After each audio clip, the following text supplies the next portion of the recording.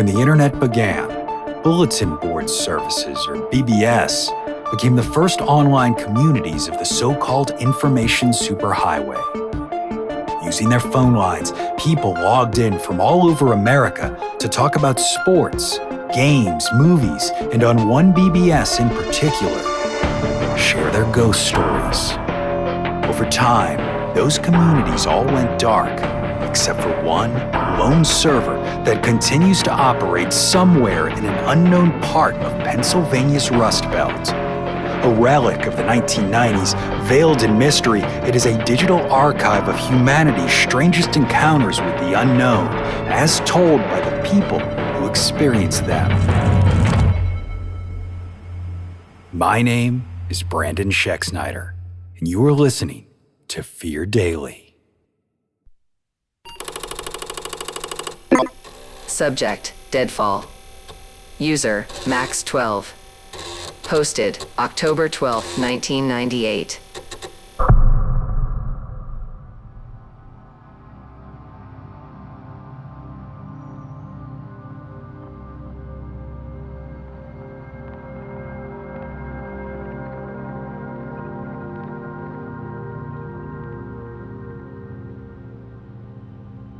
We buried my father this afternoon. It wasn't a big service, maybe a dozen people in all, including Mom, myself, and two men who introduced themselves afterward as part of Dad's old Army regiment. My eulogy was short because, to be brutally honest, there wasn't much to say. None of us knew Dad in any meaningful way. He'd fallen out of touch with everyone in the family, so we were surprised he still corresponded with anyone from his days in the military. The men were roughly Dad's age when he passed. There was Lumbley and Decker, or Deck as he told us to call him. Lumbley was handsome, well over 6 feet tall and broad in the chest, his long white hair cascading around his shoulders. If not for the patchwork of scars that extended from the right side of his face and down his neck before disappearing into the collar of his shirt, he could have been a model for the cover of romance novels. Deck was average height with a big, bushy beard and sunglasses he kept on the entire time he was talking to us. After the introductions and small talk, Deck politely asked if he could speak with me privately. I said that was fine and left Mom talking about the weather with Lumbley. Together, Deck and I walked from Dad's graveside to a thick hedge that marked the divide between Catholic and Protestant sides of the cemetery. He took out a pack of cigarettes and offered me one. I shook my head. Lighting one for himself, Deck took a drag and exhaled loudly. "I'm sorry about your dad, Jason." I nodded in the way you're supposed to when someone says those words. "Thanks, mister. Thanks, Deck. We appreciate you coming all this way. I'm sure Dad would have too." Another drag. "Yeah, maybe. He'd been through a lot, your dad. I guess I don't have to tell you that." I didn't know how to respond, so I didn't. Dex stood there for another minute smoking. It felt like he was working up to something. "Jason, your dad loved you a lot." I bristled at that. "Deck, look, I'm happy you and my dad had a connection. He and I didn't." The other man put his hands up in a conciliatory gesture. "I know, kid, I know. I'm getting to that. Lumbley and I didn't come here today for your old man. The dead don't care who mourns them. Funerals are for the living. We came here to talk to you. Just hear me out, okay?" I looked over at Mom and Lumbley, who were getting along like a house on fire. She was actually laughing. Guess I hadn't been wrong about those book covers. I sighed. "Sure, Deck, go for it." "Okay, so Lum and I were wounded at the same time as your old man at Anton. I don't know how much of that he told you about, so all I'll say is that it was bad. The higher-ups tried to put a happy face on it afterward, but it was a wash. The VC tuned us up good. We three became friends in the hospital afterward. Then, once we got home, life took over. Lum had his mother, I had my wife and kids. Kenny had you and your mom. It was winter 76 before I heard from him again, after what happened at the Deadfall. It suddenly seemed like the world had gone quiet. Out of habit, I looked around to make sure no one was within earshot. He told you about that? Deck pulled out another cigarette, lighting it with the dying end of the first one. Yeah, that's why we're here. I couldn't stand the thought of Kenny being gone and you never knowing his side of it. The Deadfall. It was the dividing line between the two halves of my life, and there wasn't a day that went by I didn't think about it. Dad was drafted in 1965, right after LBJ removed the exemption for married men. He served his year, then was pressured to re-up for a second tour because of the way he handled himself out in the bush. He liked to say they kept him around because he was jungle smart. The second tour was cut short after the rout at Anton, where 2 bullets had miraculously passed through him without hitting any major organs. I was born almost 9 months to the day of his arrival back home. Dad never talked about what had happened overseas. I didn't even know he'd been a soldier until I was old enough to ask him about the 2 pale, puckered scars on his stomach one day when we were swimming at the public pool. Overall, my childhood was a happy one. Dad was an outdoorsy guy and wanted to impart that to me, taking me on camping trips to national parks both close to home and in neighboring states. Mom was more of an inside person, so she would help us pack, then stay home with a stack of novels. When I turned 8, he took me canoeing for the first time, and I fell in love with it. So much so, he took me on 4 overnights that summer, and when fall came, agreed to one final adventure before the snow fell. We had no way of knowing it would be our last. The river he chose for that trip was a popular summer spot in the northeast of the state that tended not to be as well traveled in the fall, particularly on the Thanksgiving long weekend. We were going to leave home Thursday after he finished work, overnight at a motel near the boat launch, then spend the next 3 days merrily making our way downriver to the pickup point. I remember sitting next to Dad as he reversed the truck out of the driveway, tobacco smoke mingling with the last traces of his cologne. Mom waved to us from the front porch as we went, the cherry at the end of her cigarette glowing brightly in the wind. Everything went to plan. Motel, boat launch, our first night camping. Those moments are preserved in my mind like samples in a lab, safely isolated so as not to be tainted by their surroundings, by what happened on Saturday afternoon.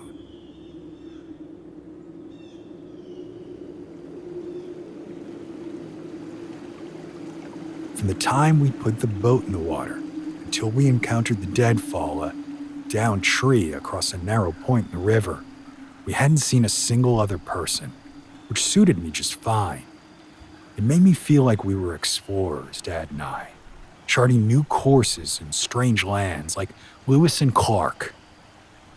The point in the river where it narrowed was the beginning of a mountain valley where the trees, which had surrounded us on both sides up till then, pulled back, revealing long, flat, rocky stretches of riverbank. To our left, the rough ground rose up to a heavily treed ridge maybe 200 yards away, and to our right, it gently sloped down into a dense forest. Dad asked if I remembered this place on the map, which of course I did, as it marked the 2/3 point of our voyage. Ahead of us, the river took a long, lazy downhill curve away from the ridge toward the pickup. Dad pointed out the tree, explaining what a deadfall was and that it was too low for us to go under, so we'd have to portage. We were in the middle of doing just that, his thick arms holding the canoe above his head, when the first shot rang out. The valley's echo amplifying it till it sounded like thunder.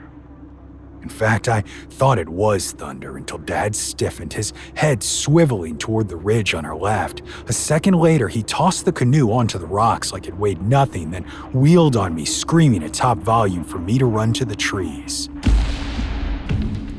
A second thunderclap, and the ground spit a handful of rock chips up into my face. It stung, and my eyes prickled with tears, doubling my vision.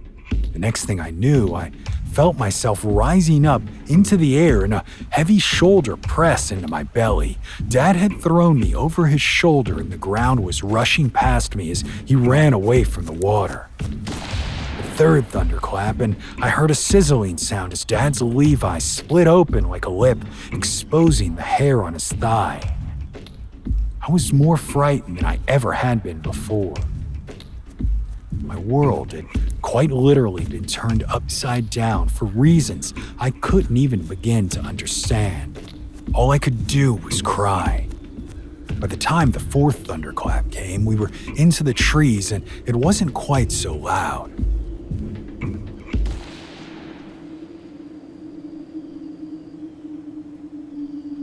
Dad ducked us behind a thick pine tree and set me down. He was panting, and I could see to my confusion that the split in his jeans had been darkened by a tiny rivulet of blood. There was a fifth thunderclap, then a sixth. My shoulders shook with each one. I was terrified beyond all reason. The only thing I could do was stare at the blood on my dad's pants. My head felt like it had been stuffed with cotton, and it took me several minutes to realize Dad was talking. I couldn't stop crying. He grabbed my shoulders hard, his voice harsh. "Jason, you have to listen to me."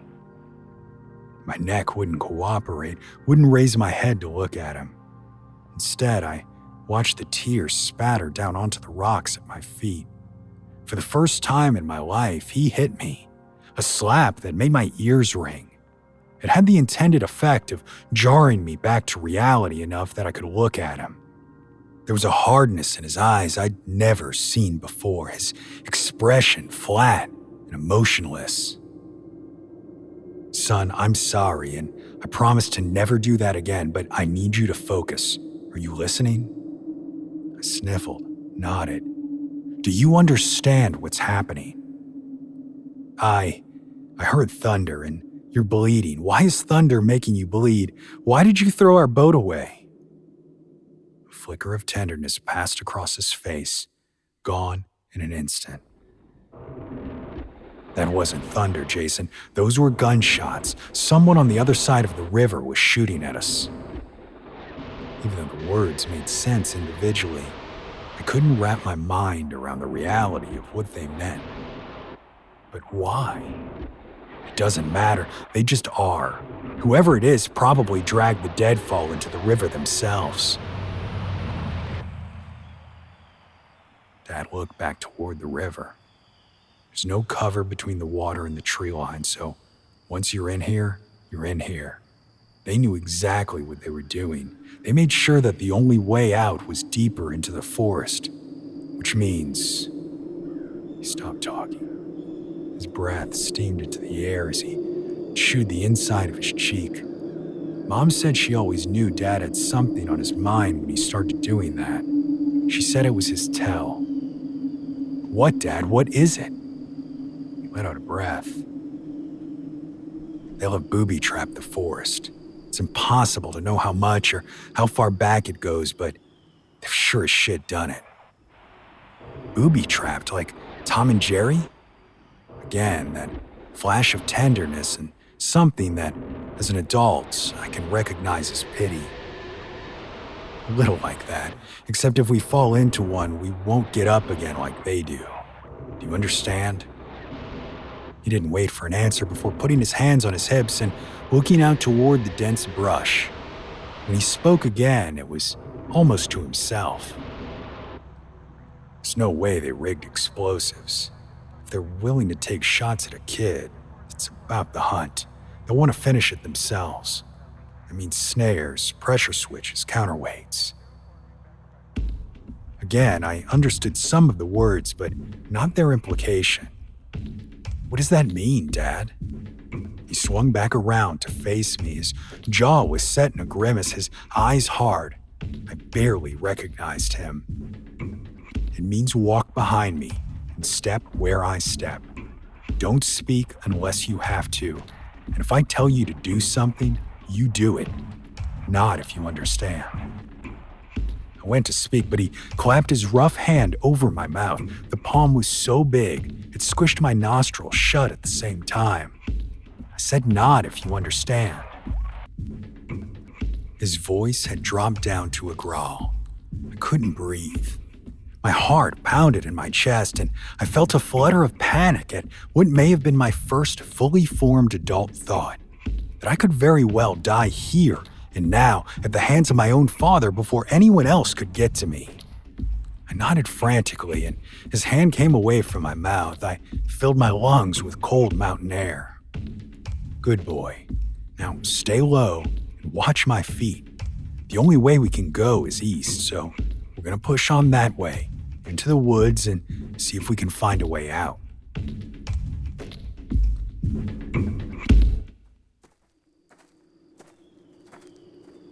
The forest floor was thickly carpeted with damp underbrush, squishing with every step. Dad walked in a long, slow side crouch, sweeping his lead foot ahead of him. When he found a long, thick branch, he picked that up and began using it in a similar way, jabbing down into the undergrowth over and over in a wide semicircle. He suddenly stopped moving and pointed to a break in the woods behind us to our left. Through it, you could still see the bare riverbank. Keep eyes on that clearing as long as you can. When whoever this is figures out that we're not stupid enough to make a run for the river, they're going to come in after us. You watch my feet, you look over there, then you move. After I hear you step, I'll go again. As soon as you see anyone, you say something. He kept moving without waiting for an answer. It wasn't much longer after that we found the first trap. The clank of its metal jaws slamming together made me jump, the teeth biting deep into the branch that had sprung them. I had a vivid mental image of what they could have done to Dad's leg or mine. On each side of the trap, short metal rods stood up at an angle. Dad placed a foot on one, then the other, and the device opened, releasing the branch. He chewed his lip again, then crouched down, gripping a length of chain that led away from the trap into the undergrowth. He followed that chain, which turned out to be a foot in length, until he found out where it had been staked into the ground. Planting his feet into the ground, he pulled hard until the chain came up out of the dirt. Dad swung the disarmed trap over his shoulder and had started prodding with the stick again before stopping to turn to me. Never leave anything behind for the enemy to use against you. Any weapon is better than none. I nodded at him, unsure if he wanted me to say anything in return. Satisfied, he continued sweeping us a path. The overgrown land continued on a gentle downward slope. We found another 2 traps to add to our collection and were almost out of view of the clearing behind us when I finally spotted someone in it. Details were hard to make out at that distance, but I could see they were wearing red flannel and a ball cap, their face covered. The rifle was in their hands, held at the waist. Dad, I see someone. He stopped moving and spun around, the traps over his shoulder, clanking against one another. He hesitated for a moment before coming to some internal decision and continuing down the hill. Once the clearing was completely out of sight, Dad stopped, putting a hand on my chest. He took in the terrain, trees more thickly grown together here than they had been further up. Dad dropped the 3 traps he was carrying onto the ground. One he separated from the rest, using his boot to stomp its anchor as far as he could into the dirt. He placed the trap between us, then stepped on its wings and reset it, its jaws open wide. Are you going to trick him into it, Dad? He gave me a sharp look, but didn't reprimand me for speaking. Instead, He shook his head. "We're going to use it to lure him to us. We're too far below the crest of the hill for him to be able to finish it off from a distance, so he's going to get close. When he does, I'll be ready." What do I do? Where should I hide? For a moment, tenderness returned to his face, and he was the father I'd known before the gunshots rang out. "You don't need to hide, Jason. Just listen to me, and everything is going to be okay. Can you do that?" I was so relieved to see the hardness leave his face. I'd have done anything he asked, but he didn't ask. What he did was reach his big hands out to grab my knee, raise it up, and set my foot straight down onto the circular steel pad at the center of the device in front of me. It snapped shut on my calf. The pain was white hot, blinding. I wanted to ask why, but couldn't form the word. All I could do was scream.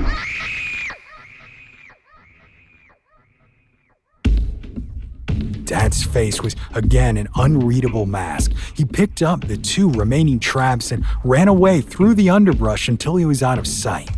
My fingers ineffectively grabbed the metal teeth, digging into my flesh, coming away slick with blood. I cried so hard, I threw up, then screamed again. The dramatist in me wants to say the betrayal hurt more than the physical pain, but that just wasn't the case. It would be weeks before I was able to truly comprehend what had been done to me that day. At the moment, all I could think about was the cruel throbbing in my leg. It became my entire world. I was so engrossed in it that I didn't hear the footfall of the gunman as he crested the hill and made his way toward me. Suddenly, he was just there. Close up, I could see he had a belly, and the stray hairs of a bushy mustache poked out under his ski mask. Through the steam of his breath, I could see his dark eyes glitter. Rifle at his hip, heavy, cold. It was too much pain for me to be able to speak. All I could do was look at the man pitifully, my chest heaving in great sobs. He gave me no look of recognition, no indication he saw me as another human being. It was like looking into the eyes of an animal. He raised the rifle toward me, its barrel a tiny black circle in the air that seemed to grow until it was my entire world. I waited for the final thunderclap.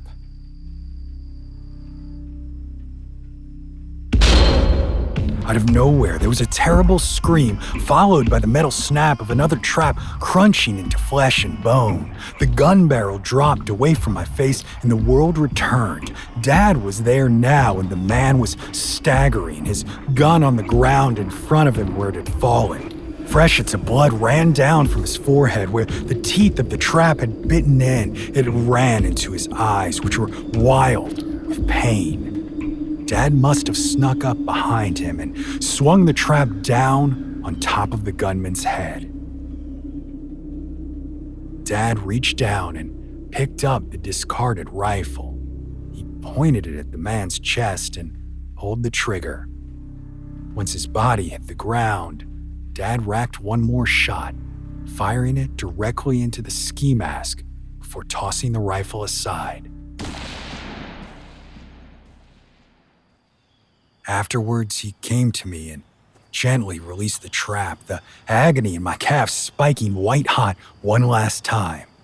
The pressure released, Dad picked me up and carefully placed me on the ground. He pulled up the leg of my pants and began wrapping the wound in long strips of cloth, his voice, when he finally spoke, a low monotone. "I'm sorry, Jason, but we had to draw him out. This was the only way." He looked at me, searching my face for recognition. I was too far gone to acknowledge what he said, and he went back to his task. The wound staunched for the time being. Dad picked me up again and began walking back uphill, taking the same path we'd used on the way down. I used to love when he picked me up. I would feel warm and safe and cared for. That day in the forest, as he held me against him on the hike back to the boat, I felt none of those things. Even the sting of the antiseptic from the first aid kit failed to register. I was numb and stayed that way a long time. We never told Mom what happened that day. All we said was that I'd stepped in an old bear trap during a hike and Dad had patched me up enough to get us downriver. It was a secret between us, and I really do mean between us. It created a distance we were never again able to bridge. He became withdrawn, Mom unable to understand what was going on with the man she loved. Eventually, he moved out and they got a divorce. I didn't see him again till the day of his funeral.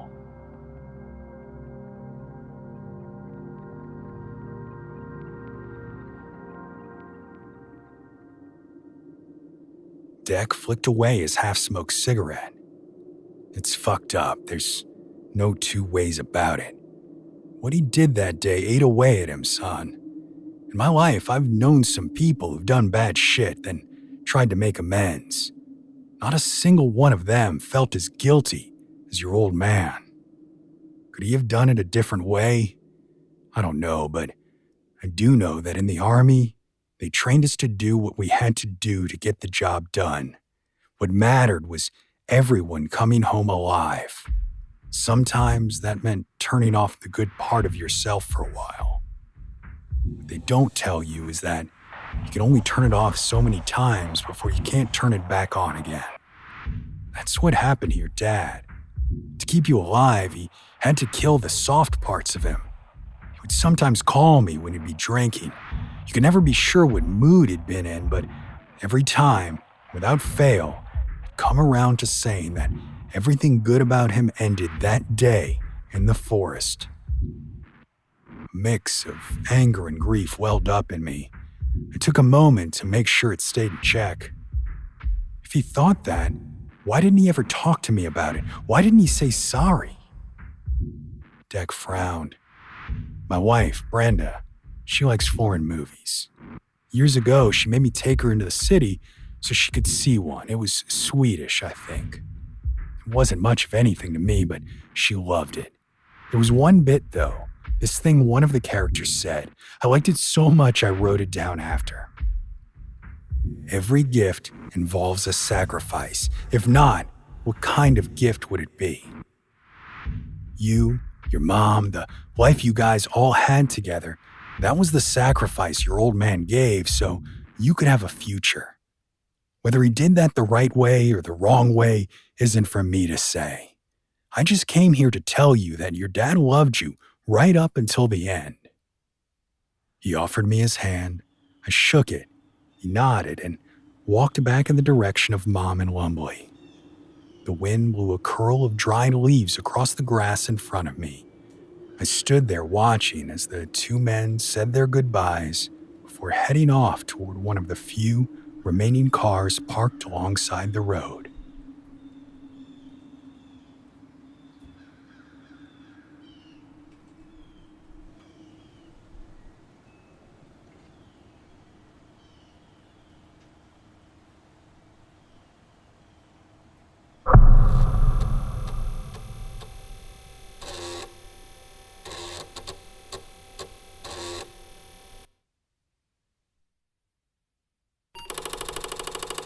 Subject: The Porch Still Creaks.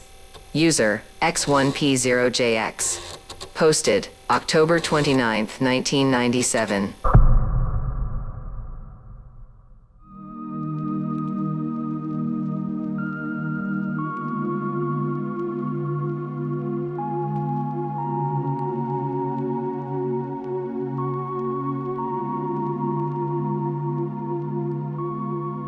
I've always believed grief has a smell. Ours came in with the wet rot of October cornstalks and the dusty old book scent of my father's flannel jackets still hanging by the door. Even after 2 months, I swear they held on to the smoke from the wood stove and a trace of that pipe tobacco he gave up years ago. We weren't loud people, never had been. Even before Dad died, we were a house of quiet routines. Supper at 6, TV low. You spoke when you had something to say. After the funeral, that quiet deepened into something else, heavier, like the stillness before a blizzard. Mom threw herself into cleaning. She vacuumed the curtains and polished baseboards. Aaron, my little brother, gave up Super Nintendo and started working jigsaw puzzles at the kitchen table. I was 17, halfway checked out of everything already, just floating through the days. That's when it started. It was the porch first. Our old farmhouse has a wooden front porch with a loose board right near the middle. Every day when Dad came home from the grain elevator, it was slam of the truck door, squeak of the screen, then 1, 2, creak. You'd hear it and know he was home. No one used the front porch after the funeral, but some nights, just after dusk, I'd hear it again. 1, 2, creak. At first, I thought it was the wind.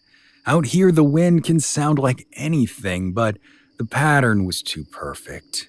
Same timing, same board. Aaron told me he saw someone sitting in Dad's old recliner in the den. Said he got up to get water one night, and there was this shape. Broad shoulders, motionless. He said it didn't feel scary, just there. I told him it was a dream, but he looked me dead in the eye and said it smelled like his coat. I knew what he meant. One evening, coming home from a late shift at the IGA, I opened up the door and it hit me. The pipe tobacco, rich and earthy, like it just been there. It was gone in a blink, but it knocked the breath out of me. Mom didn't say much, but she started leaving the den light on. Once I caught her standing in front of the chair with her hand resting on the armrest, whispering, "You can go, honey."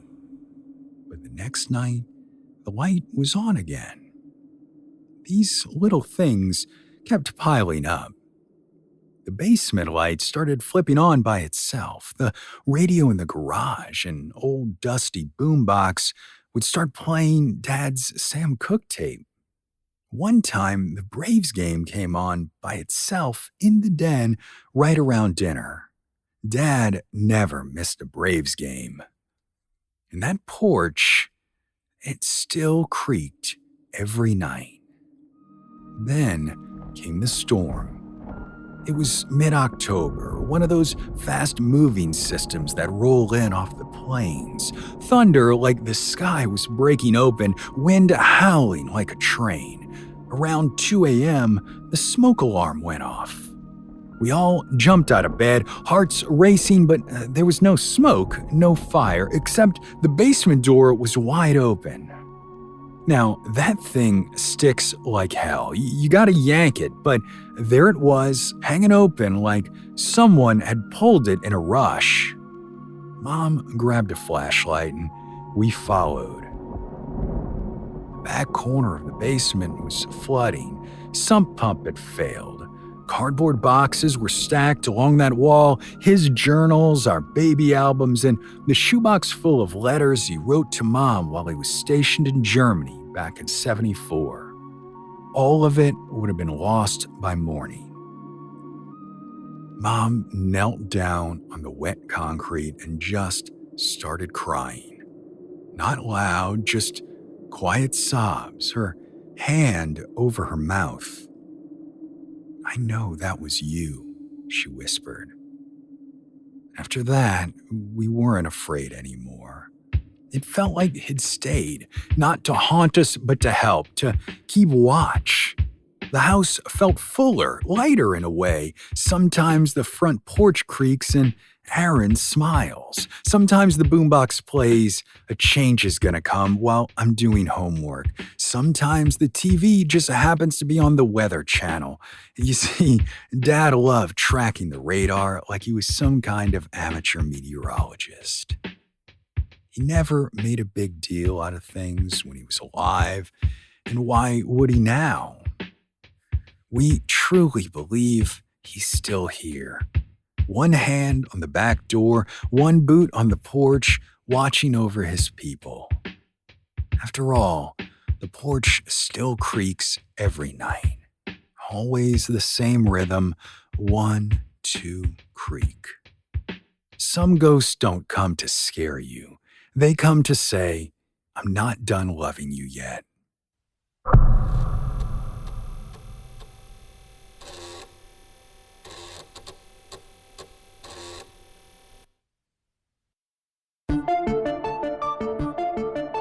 Fear Daily is an independent podcast hosted by Brandon Schexnayder and written by Brennan Storr, with Joanna Smith serving as the consulting editor, audio production by Rachel Boyd and sound design by Southern Gothic Media. This podcast is a work of fiction. Names, characters, places, and incidents are either products of the author's imagination or are used fictitiously. Any resemblance to actual persons, living or dead, or to real events or locations, is entirely coincidental. Ad-free versions of Fear Daily are available now on your favorite podcast apps. For more information, visit feardaily.com. But move fast, before the server goes offline.